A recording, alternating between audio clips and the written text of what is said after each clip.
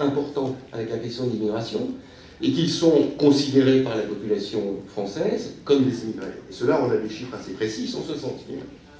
Et puis surtout, donc on arrive avec en ajoutant ces deux catégories, on arrive à 400 000 personnes. C'est-à-dire à 27% de la population totale de la Seine-Saint-Denis.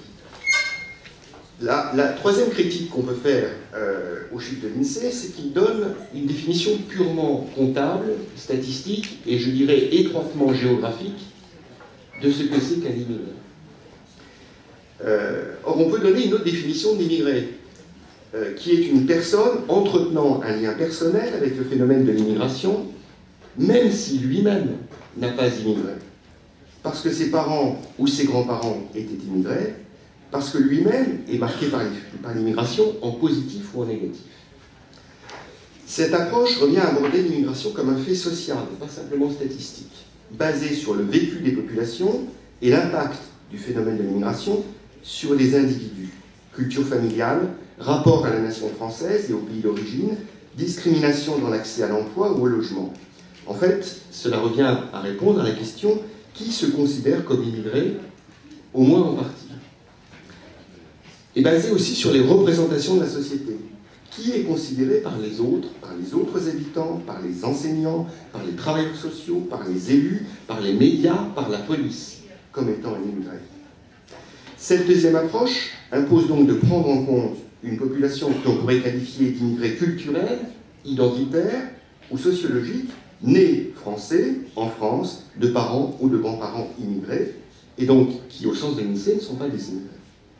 On a alors une définition de l'immigré qui est assez proche des notions anglo-saxonnes de minorité ou de communauté, dont on sait à quel point elle suscite des débats en France, voire le débat très vif qui a eu lieu il y a quelques années entre Michel Tribala de l'INED et Hervé Lebrun sur la question du dénombrement ethnique. Les chiffres de l'immigration en Seine-Saint-Denis, si on prenait en compte cette population d'immigrés sociologiques, serait beaucoup plus important, sans que l'on puisse dire dans quelle mesure. Parce que, comme vous le savez, la loi interdit en France de poser lors du recensement la question de l'appartenance ethnique aux personnes qui sont recensées. Donc on n'a pas du tout cette source d'information extrêmement précise que vous avez en Grande-Bretagne ou que vous avez aux États-Unis. Et on pourrait dire même qu'il conviendrait d'ajouter à ces populations qui ont des parents immigrés de l'étranger une population d'immigrés des territoires et des départements d'outre-mer, qui ont bien souvent beaucoup de caractéristiques communes avec la population immigrée et qui sont souvent considérés comme immigrés par une partie de la population française. Alors, pour cette raison, je pense qu'on peut dire que la Seine-Saint-Denis peut être caractérisée non seulement comme une banlieue populaire, ce qui fait partie du discours officiel et public sur ce territoire, mais comme une banlieue immigrée, et comme le principal territoire de concentration spatiale de l'immigration. Alors, les chiffres de l'INSEE nous apportent un certain nombre d'informations complémentaires qui sont extrêmement intéressantes. Cette population immigrée, au sens de l'INSEE, a augmenté de près de 50% entre 1982 et 1999. 7 fois plus rapidement que pour le reste de la France, 9 fois plus rapidement que la population totale de la Seine-Saint-Denis, et 40% des 88 000 immigrés supplémentaires qui s'installent par an en Île-de-France se sont installés en Seine-Saint-Denis. Donc on a à l'évidence un phénomène de concentration spatiale croissante. Les 3/4 des immigrés, donc là en flux d'arrivée nouveau, mais en stock, en Seine-Saint-Denis sont des immigrés extra-européens. 38% viennent du Maghreb, moyenne nationale 30%. 18% viennent d'Afrique noire, le double de la moyenne nationale. 15% d'Asie, c'est la moyenne nationale.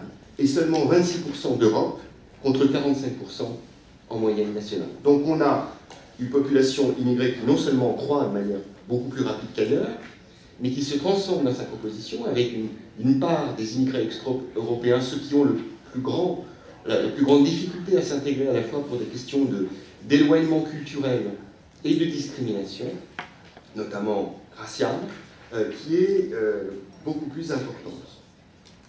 On a une concentration, et ça on l'a vu sur les cartes qui ont été projetées tout à l'heure, une concentration des immigrés beaucoup plus fort dans un certain nombre de villes. Là, je vais partir d'un indicateur qui est celui des étrangers, qui sous-estime la population par rapport à la population immigrée. Une ville sur 3 en Seine-Saint-Denis compte plus de 20% d'étrangers. 6 comptent plus de 25%. Ces 6 villes sont 5 villes qui font partie de la communauté d'agglomération de pleine commune, donc du territoire qui nous entoure immédiatement, Aubervilliers, La Courneuve, Pierrefitte, Villetaneuse, Seine-Saint-Denis, et Clichy-sous-Bois, qui est plus à l'est du département, et qui est la commune d'où sont parties les émeutes urbaines de 2005. Enfin, un jeune sur 2 en Seine-Saint-Denis est issu de l'immigration. Là, je renvoie aux travaux de Michel Tribala et d'un chercheur de l'INSEE qui s'appelle Bernard Aubry, de l'INSEE de la Direction régionale de Strasbourg, sur les concentrations ethniques, et qui donne 50,1% de jeunes de moins de 18 ans en Seine-Saint-Denis issus d'immigration, dont un tiers, donc 33%, issus du Maghreb et d'Afrique subsaharienne. Sur les 42 villes françaises qui sont particulièrement concernées par le phénomène, parce qu'elles ont un taux supérieur à 50%, 15 sont en Seine-Saint-Denis. Sur les 10 premières, 7 sont en Seine-Saint-Denis, notamment Clichy-sous-Bois, 70%, La Courneuve, Villetaneuse, 65%, Pierrefitte, Aubervilliers, juste en dessous, Stein, 61%, Bobigny, 59%.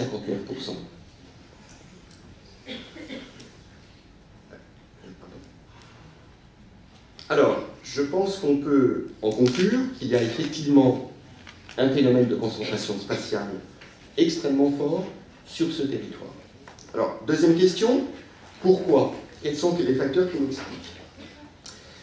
Dans un certain nombre de cas, et là je parle à l'échelle de l'Île-de-France, la logique du regroupement communautaire prévaut. C'est notamment le cas pour les immigrés d'Asie de l'Est et du Sud-Est, dans le quartier Italie et à Belleville, ou pour des minorités beaucoup plus petites.